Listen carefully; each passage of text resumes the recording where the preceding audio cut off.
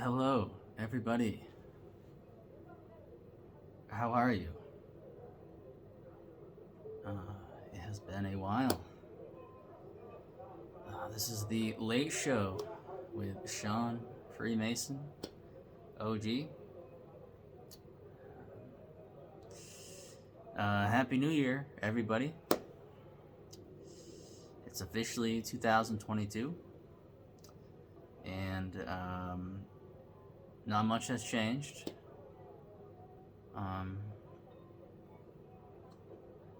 From a worldview perspective. I received word today that COVID is at an all-time high still,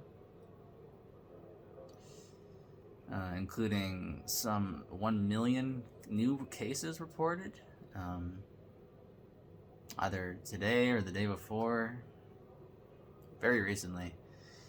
And in fact, that the past 7 days have been some record high numbers in terms of reported COVID cases. So this pandemic is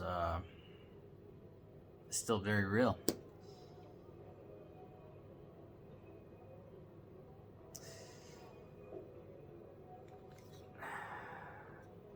Do you mind if I take off my face gear?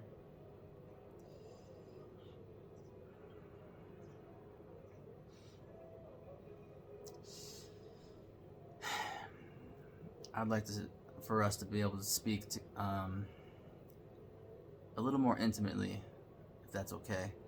I understand these are dangerous times, and we are all being very cautious about who we let into our inner circles and who we let into our minds,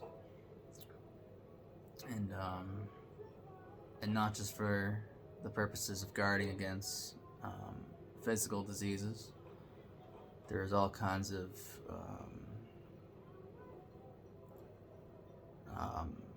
I guess virulent mental things going on as well. There are ideas, certain ways of thinking that are spreading nowadays, that some people are being very cautious about whether they allow what they allow into their minds and their homes and their hearts, as they should be.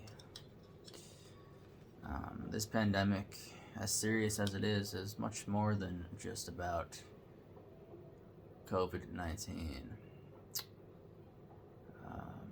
It's much bigger than that.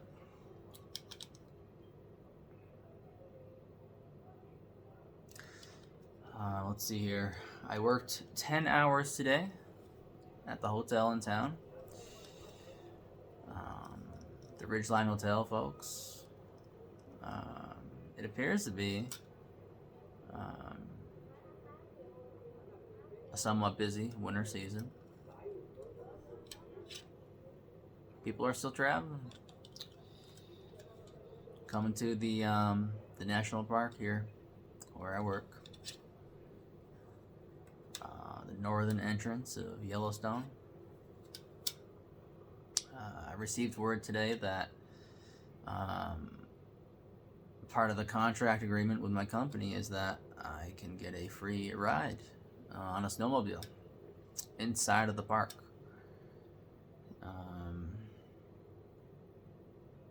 All the way to Old Faithful, which is one of my favorite locations in the world. That's where I worked in 2019, and I first discovered a lot of things. But it was the closest I had ever come to finding a place where I felt free to be myself. And that was nice. Spent a lot of my life feeling like I was not free to be myself. Hence the name Freemason OG. I am not actually affiliated with a Freemason lodge.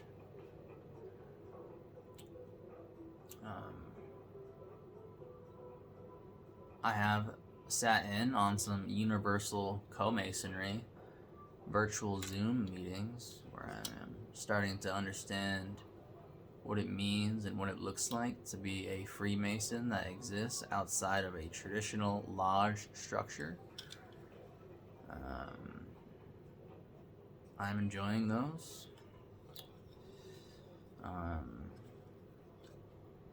have a lot of downtime at work because even though there are still people coming, there is also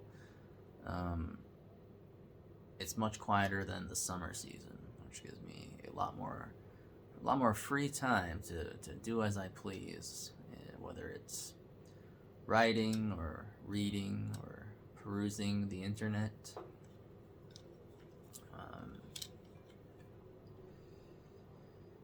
I've been trying to start a blog on medium.com. I try to write an entire article while I'm at work only.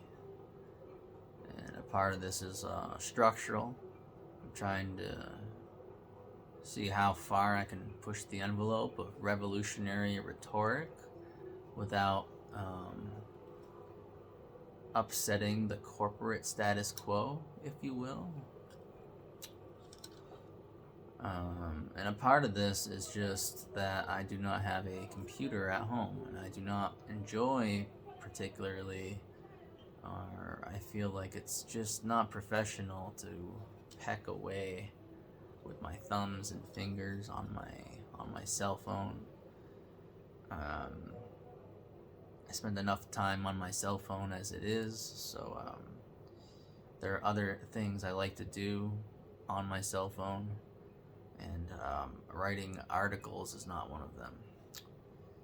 However, I do enjoy doing it at the desktop, and I have written, I believe I counted earlier today, 16 articles since I signed up for this website, medium.com.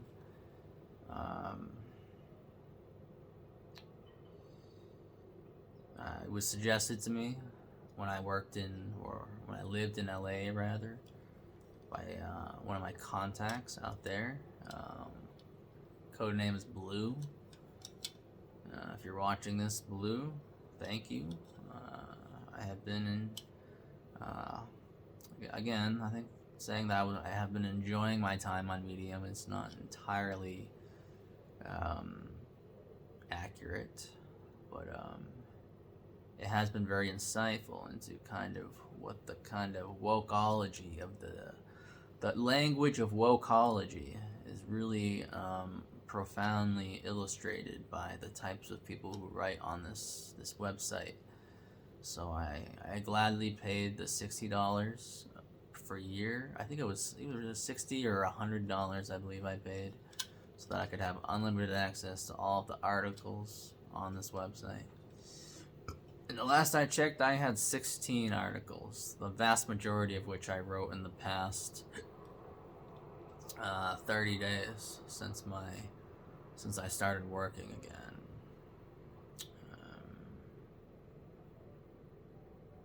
So I'm enjoying that. I'm enjoying my time on there. I am rereading a book series that I once read as a kid, and I am kind of reading it with a new lens, I guess you could say, as an adult and as a Freemason. I am reading this book, which was written by what is now a local author. This is kind of the second local author, I guess you could say, that I've kind of found an affinity to like this. Back home in Massachusetts, R.A. Salvador is kind of the big local fantasy author, the famous creator of Dungeons and Dragons character, Drit Stewardin, the dark elf who comes from the underworld and tries to join the normal upper world of humans and dwarves, etc., etc. And Eragon is my new local book series by Christopher Paolini, who quite, from what I understand, lives not too far from me, somewhere between here and Livingston, which is like a 45 1-hour drive. Christopher Paolini wrote the Eragon book when he was like 15 years old, and he proceeded to release 3 sequels for it. It's a bestseller, and it even has a movie for it, which technically flopped, although it turned a $250 million profit on a $100 million budget. Don't ask me where that $100 million went, because in some ways it was almost a blessing, I think, because Eragon being ruined so bad prevented the following subsequent books to be ruined by Hollywood. Really just a book series that I do not think was meant to be adapted to the screen. Just because so much of it is this dialogue between this boy and his dragon. And that's really what Eragon is all about. It's just the dream of a boy having a dragon and being able to fly it around. Of course, it's much more complicated than that. He gets sucked into all these kind of political schemes and happenings that are, occurring in the world. And he's kind of forced to play politician and warrior, and to serve all these different causes, and to be this kind of savior of the continent. And it's a fascinating tale, and I read the first 2 books a lot when I was a kid. The second 2 came out when I was more closer to an adult, so I lost interest in them a little bit. But now I'm rereading them and finding them quite enjoyable, and I'm not sure what about them lost me upon my first read when I was younger, because they're great books, especially considering the author was so young when he imagined them. Really good stuff. So, writing on Medium, reading Eragon. I'm currently on the 3rd book, by the way, out of 4 books. Looking at vinyl, which is torturous because I no longer have the funds to purchase any vinyl. I bought about 30 records last year, which is extraordinary. It's more records than I've ever bought in any other year of my life combined. It's about $1,000 worth of vinyl that I now own. I've yet to buy any this year, although I do have 3 records I'm waiting for to come in the mail that were delayed at the pressing plants, so I'm receiving them a little later. I've been super close to buying a couple that I've seen online, but again, I just lacked the funds. I really risked everything I had to invest in this place that you see around me now, because it was super important for me to have my own space. I needed my own creative space really badly, and I've been doing not as much with it as I should have for the past 3 months, so I am hoping over the next 3 months that I have on this lease here that I will at least be able to make some videos for you guys. For those of you out there who are looking for real, thorough content, this is not clickbait content. This is people who are looking for deep thought and speculation on thyself, on thy culture around them, on politics, on life in general. I'm a Freemason, so I hope that you will feel I'm a free Freemason. I'm a Sean Freemason. I'm free from the lodge. I'm my own brand of Freemasonry, I suppose you could say, of being a free thinker. And so you'll see a variety of different subjects. I'm an individual, as we all are, of course, but quite developed a sense of self, and I plan on articulating it through the art form of social media and YouTube. Whatever it is that's out there, I'm going to try to utilize that form of that outlet and to use it to the best of its abilities. So anyways, work. I like it when Kathy comes in, who is the night auditor that we have right now. She is very cool. She let me go in the hot tub for my last 2 hours of work because there's practically nothing for two people to be doing at the desk at night. So I went in the hot tub.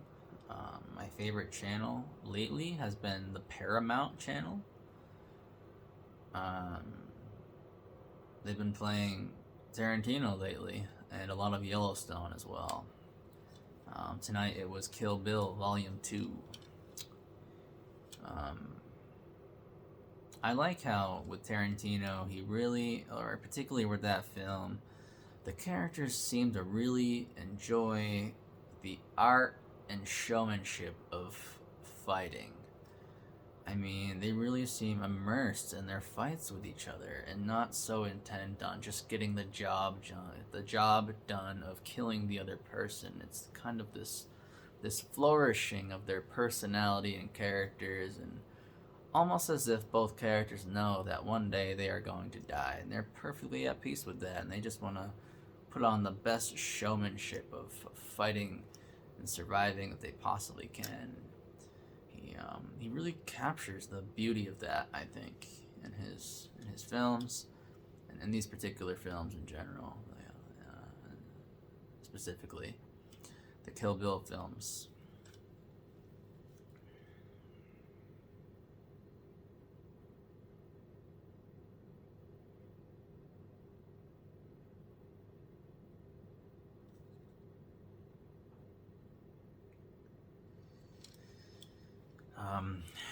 I spoke with a friend back home while this was all going on. I was in the hot tub watching my movie, and I was in the middle of messaging a friend back home from Massachusetts. A good friend, I would say. I've been in contact with them for 10 years, which is more than I can say for a lot of people in my life. There have been very few people who have been able to keep pace with me, so to speak. I find a lot of my closest friends now are actually recent acquaintances. This friend has been there for just about 10 years, if not maybe a little more now. No, almost exactly 10 years. And they're feeling a little stuck in Boston, which I believe to be a very scary place to be right now. It's a place you do not want to be, is Boston. I have my reasons for that I would rather not get into right now. Safe to say is I've spent a lot of time in Boston. I've worked in Boston. I've partied in Boston. My first psychedelic mushroom trip and initiation was in Boston. Boston is where I met the Hare Krishnas. Me and Boston have a very close connection, for sure.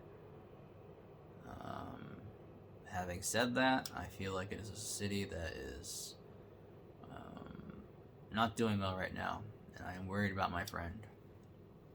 And I told this friend that they were welcome to come out here, to get their foot out here in Montana, into the mountains, where I think it's a lot safer right now in regards to the current world health crisis we're experiencing.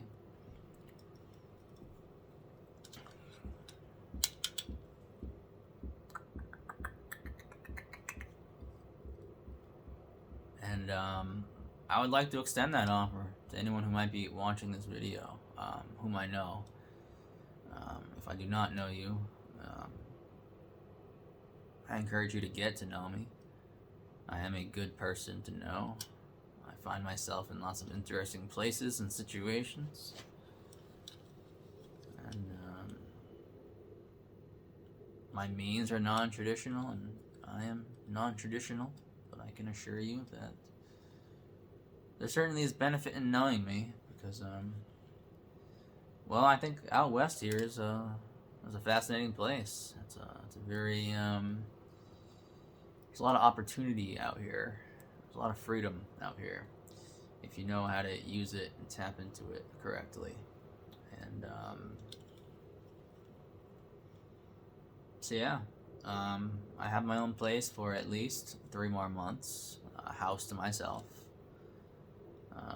This is my studio, my home, my temple, my office, and I'm definitely extending the offer to any good friend of mine who feels like they're, especially if they feel like they're in a situation where maybe they're stuck or that their life is in danger. You're more than welcome to stay with me, and hopefully with as few strings attached as possible. My expectations are the means of exchange can be figured out later on, but I would like to see more people back from home from Massachusetts come out west here. And I'm kind of a modern underground railroader, if you will. I think there's a new form of slavery nowadays. Except they don't use the word slave anymore. They use the word consumer. Consumer is the new word for slaves. Consumers need to do this. Consumers need to do that.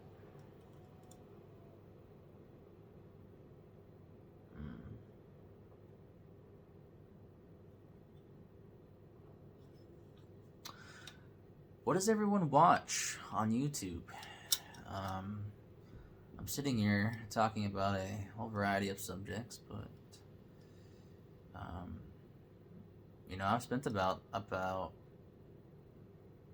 2 years now. 2 years on YouTube.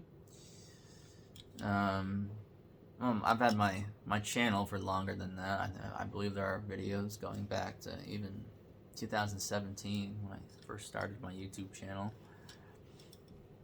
My first video, which actually was shot in Boston, but I did not start looking at other people's YouTube content or what was popular on YouTube, or I did not start feeding the algorithms until I moved to Los Angeles, where I found a lot of fascinating stuff. I absolutely love my YouTube algorithms. With it, I've been able to expand my mind even more so, and to imagine how this thing can be used as a tool to attain a higher lifestyle. I'll give some examples here. I started with a 30-minute drive through Rome in 4K by my boy Jay Utah. This guy has been, or whoever they are, I'm not sure if they are a guy or not. I'm assuming they're a guy, but it's not a good thing to do in this day and age, is to assume people's genders. So I'm going to use they to be safe. They have hundreds of videos, if not thousands. I'm not sure. I have not counted. But I know they have posted a lot of videos throughout this entire pandemic of them driving in cities all across the world. A lot of them in California, but definitely ones in probably all the major cities in the United States. I've seen several in Europe, several in also Asia. I've seen like Dubai, and I'm not sure if I've seen any Chinese cities. But a lot of great videos of him just driving around the city. And it's very cool because you're able to kind of travel the world without actually having to travel the world. It kind of feels like you're sitting in the car of a rich person who invited you on a car ride for them, and they paid for your trip and everything, and they're just like, hey, come along. Come to my world for however long my video is. 30 minutes this one happened to be. Some of them are an hour and a half. Really incredible content, especially if you really focus and watch it. It's not for everyone, of course, because there's no plot, there's no music, but in a way it's very cinematic, where in the sense that you're the star of your own film and you're driving around. This is your movie. It's cinematic in that sense of things. Well, speaking of movies, the following video that I watched was it was called the best movies of 2021 by a channel called Like Stories of Old. I've seen a handful of this particular person's channels, whom I believe identifies as a man. He looks like a man. I'm going to assume that he's a man. He actually showed himself in this video. I saw him speak. I think a lot of his other videos are of a more educational kind, of a philosophical kind. And so I've heard him speak a lot, but I think this is the first time I've ever seen him. And he brought to my attention a lot of films that I did not know came out this year. In fact, I was just doing my year of 2021 review myself in my notebook, and I filled out about 30 pages of notes on music. That's right, I wrote an actual 30 pages of notebook paper about music. Just my year in music. And then I proceeded to go on to film, and finding myself kind of drawing at straws, if you understand the expression. Am I using that expression right?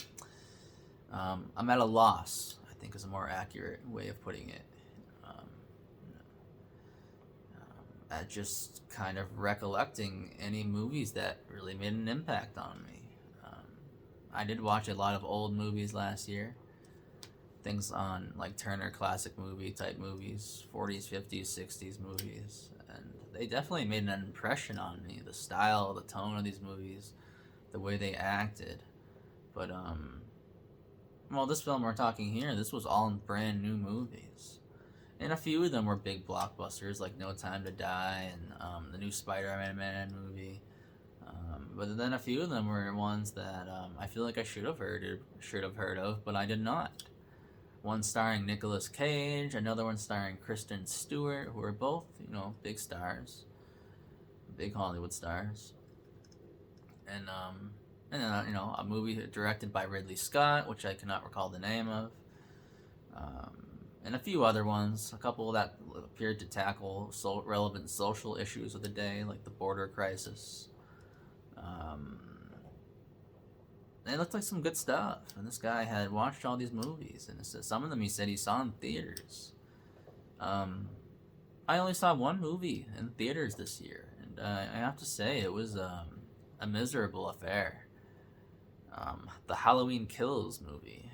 It was just unnecessarily brutal. It's just not. It's not cinema. It was more like gore porn. Not in the sense that it was really gory, but it was kind of just stressful, and yes, there was lots of killing, even if it wasn't gory in a Saw-like sense. Anyways, this guy just made me realize how much I miss the cinema, and I'm really wondering how much of that, how much of the cinema being removed from daily life is going to be a part of the new normal, or if cinema is now once again going to become something only that the rich enjoy, the wealthy, kind of in a class thing, whereas poor people are just going to stream films, and rich people are going to watch good movies. So yeah, had me thinking. I saw an interview with Rosamund Pike on Seth Meyers from 8 years ago. This was around the time I think that Gone Girl came out, which she was one of the starring actresses in, and she is now one of the starring actresses in the new Amazon fantasy TV show, The Wheel of Time, which I have been meaning to speak more about. I have actually, I have a lot to say on that show and on that subject. Suffice to say, I had never heard of Rosamund Pike before the Wheel of Time show, and I thought she did well enough with the character from the book, from the show that she was playing, which is based on a book series I have read in its entirety, the Wheel of Time book series. But yeah, it's the #1 show, streamed on Amazon for 2021. As far as other streaming services, I'm not sure. I believe there might have been some bigger premieres on other streaming services, though I have not been keeping track of all of that data, so it's tough to say.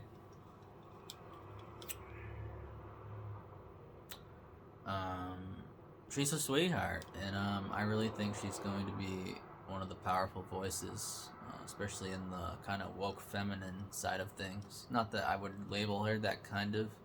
She's very sweet personality. You know, when I say woke feminism, I worry that this kind of maybe malignant type of female character might come to mind, of the butch type of look, and who has a kind of maybe a negative attitude. I'm not trying to project that at all. I'm saying more of a good kind, where she is this intelligent, sophisticated. She appears to be British or some kind of European nativity. She looks very cute, and yeah, I don't remember a single thing they talked about, because she was glowing, and she looks pretty much the same 8 years later today.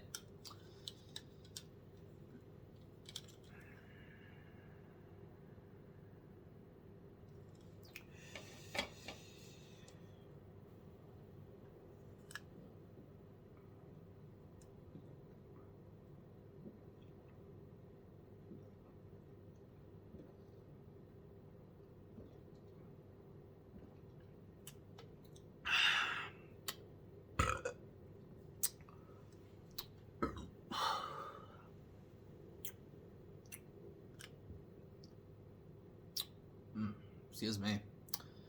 I just talked for 30 minutes straight, so I need something to sip. Tonight I am drinking Moose Rule. It's one of my favorite local brews. I was actually able to find it when I was in Los Angeles as well, so definitely I'm fond of it. And if you live in Los Angeles, I encourage you to go find it. I know that it can be found in Highland Park, to the best of my knowledge.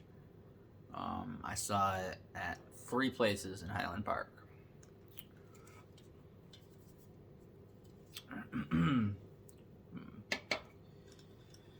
So, on we go.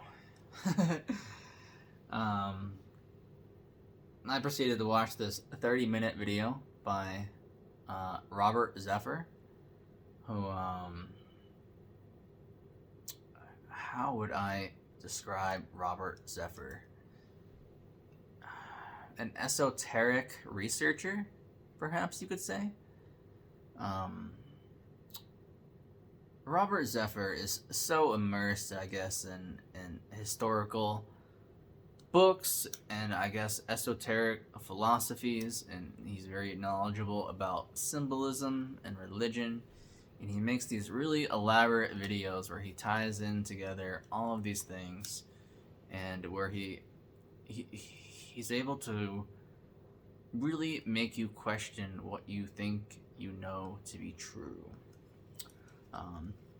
This particular video talked a lot about lions and how they're found in the crests of lots of European families and nations, including Bulgaria and France.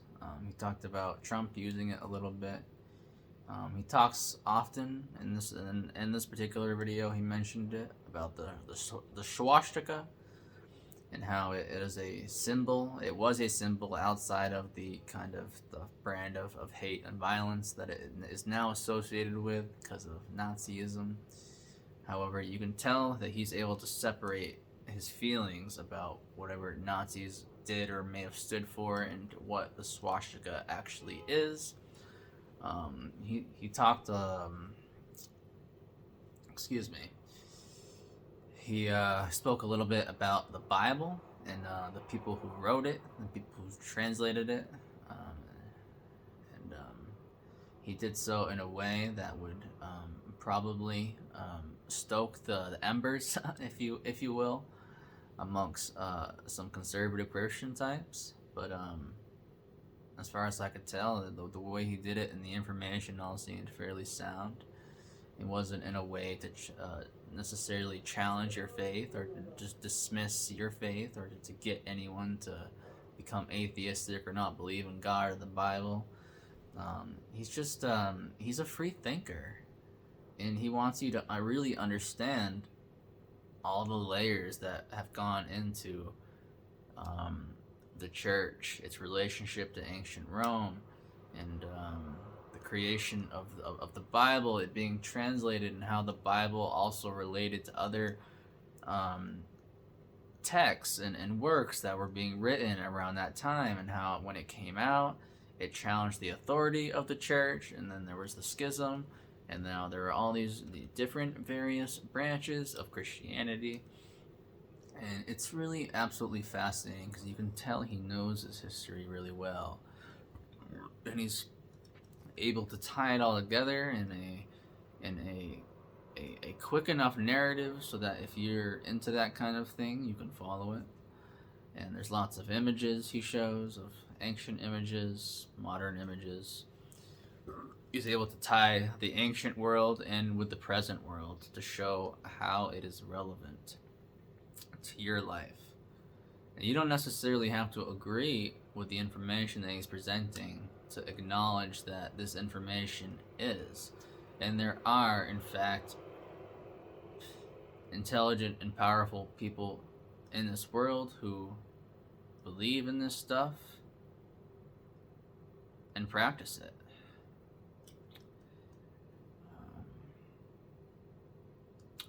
That's all I have to say about that. The last video was about the year ahead, 2022. What to expect in 2022. This was put together by The Economist, so this is a little more mainstream than a couple of the other things I've mentioned here, which were uploaded by either anonymous or alternative YouTube channels and authorities, aside from the Seth Meyers clip, which is a late night TV show. And here we have a fairly mainstream news source, but also an intellectual one at that. The Economist is, its name practically suggests that it's intended for people who understand economics and politics, and who can kind of follow that world a little bit, and who find that world a part of their world and their life. And so it kind of caters to a middle to middle highbrow audience. What did they talk about? China, the metaverse. There were a few interesting things on there.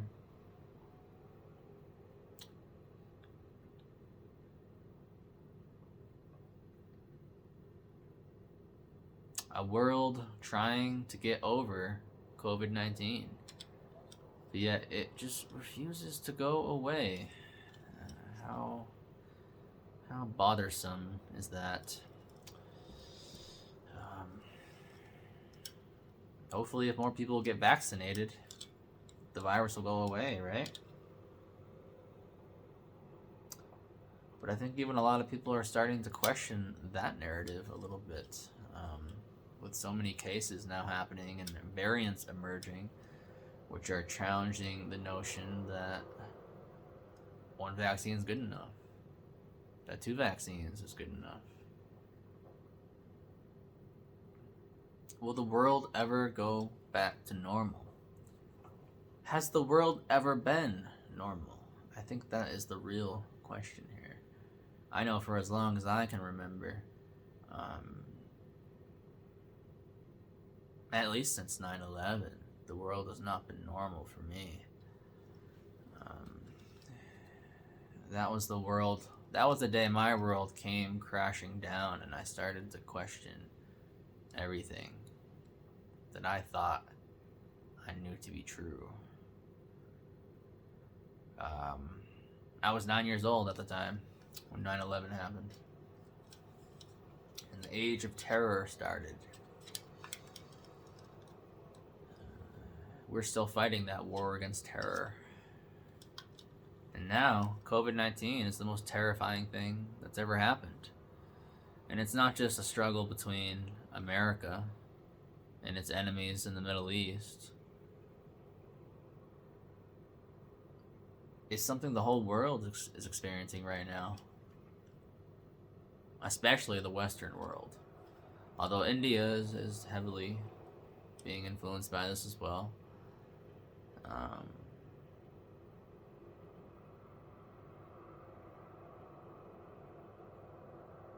The only people who seem to be coming out on top are China and the billionaires. I mean, while all this is going on, all these problems here in our society and on planet Earth, as this video pointed out, we have people like Jeff Bezos and Elon Musk, and I think there's another famous billionaire out there they're trying to get out into space. They're trying to make it to the moon and the Mars through materialistic means. And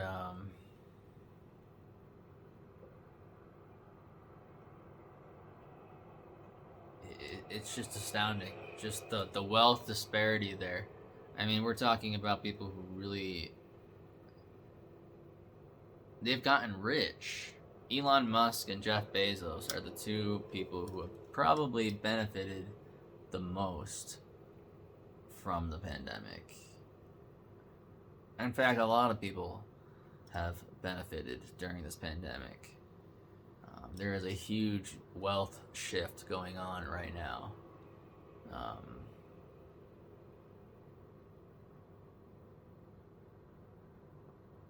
And it's being masked by this crisis.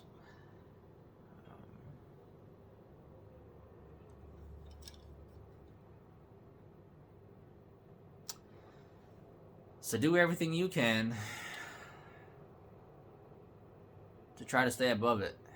Okay, there are a lot of political traps right now happening, social traps that people I see on social media they're falling for, buying into, false narratives, fake news, allowing their emotions to influence rational and scientific decisions.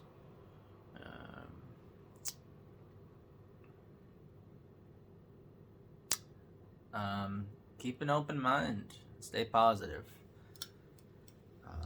Right now, I am watching a beautiful video of a new channel I found in the past maybe 3 or 4 months called Relaxing Walker. All his videos are videos of just walking around different parts of Israel. And the Holy Lands are somewhere I've always wanted to go. To be able to see the places where a lot of things in the Bible actually happened. And contrary to what you might think from reading the news, you see lots of negative stories about the Middle East and Israel included in that, in terms of kind of the war between Israel and Palestine. It's actually quite beautiful there. In fact, I would say it's as beautiful as Los Angeles. Los Angeles has some really beautiful neighborhoods, and it also has downtown, which is not beautiful. Downtown could be beautiful, but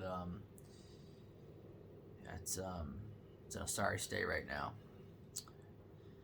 It's a war zone. Different kind of war than the one that's happening in the Middle East, but a real war nonetheless that is killing people. But yeah, just being able to see these beautiful places in Israel, Nazareth, Tel Aviv, Jerusalem. There's a few others. I've watched several of these long videos. They make me feel good.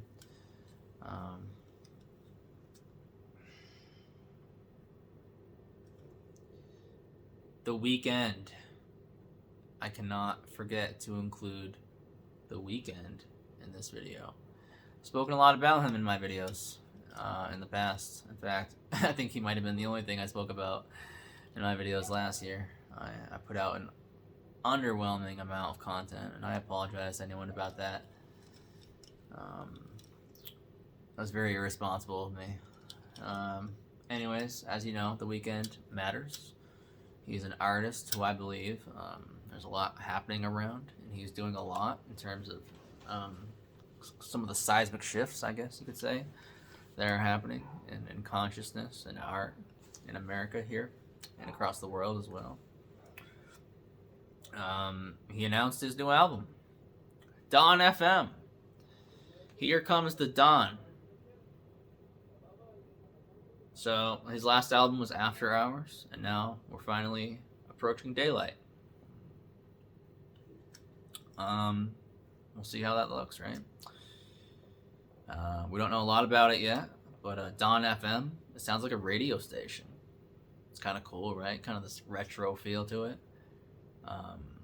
As if anyone actually, anyone that's into music really goes to the radio to discover music anymore. I'm curious to see where he's going to go with that. The cover photo is a photo of him looking very old.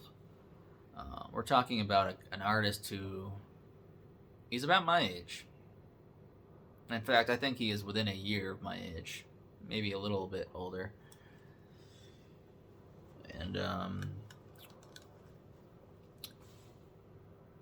in this photo, with aging technology and makeup, he looks about maybe like a rough 60 or 70. He looks quite old. And I feel that hard. It's got Jim Carrey on the record. Okay. Again, kind of crossing that line between music and film, which he did a lot. I think he did a little bit on his last album too. I had my series called After Hours the Film. I created a playlist where I put all the videos from related to After Hours onto this one playlist, and there's a story there, regardless of whether you relate to The Weeknd or if you think his music is music that is sinful or righteous, or whether you think he is sinful or righteous. He's telling a story through this character he's created called The Weeknd. And this is the next chapter in that story, and you can tell that through his newfound fame and money, which he's been pretty famous and had a lot of money for some time, but you can see he's finding even more higher levels of that, and what he's able to do with that. You can see him really pushing the boundaries even more with this latest project called Dawn FM.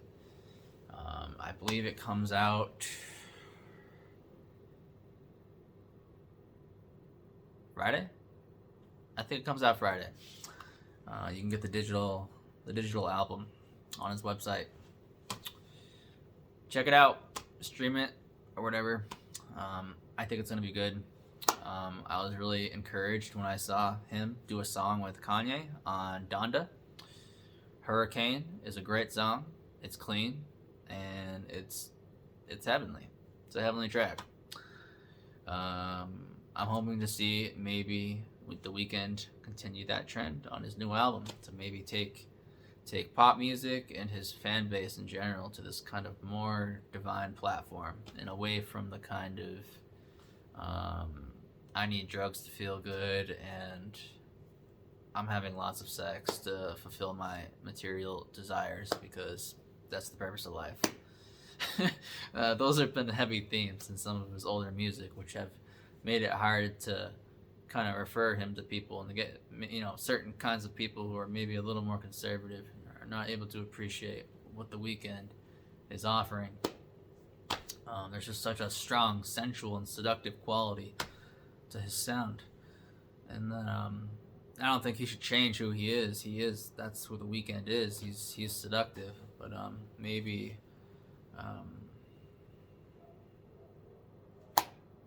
I don't know. I'm really curious to see where he goes with this project because, like I said, I'm not really sure you can take the sex or the drugs out of the character of the Weeknd. But I'm wondering if maybe those things can become less profane.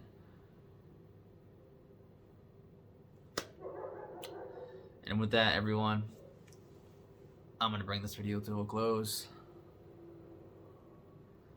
Thank you for coming to the Lay Show with Sean Freemason, OG. I am going to go outside and smoke a cigarette. I'm smoking light blue Native American spirits right now. They're delicious. Good night, everyone. Happy New Year.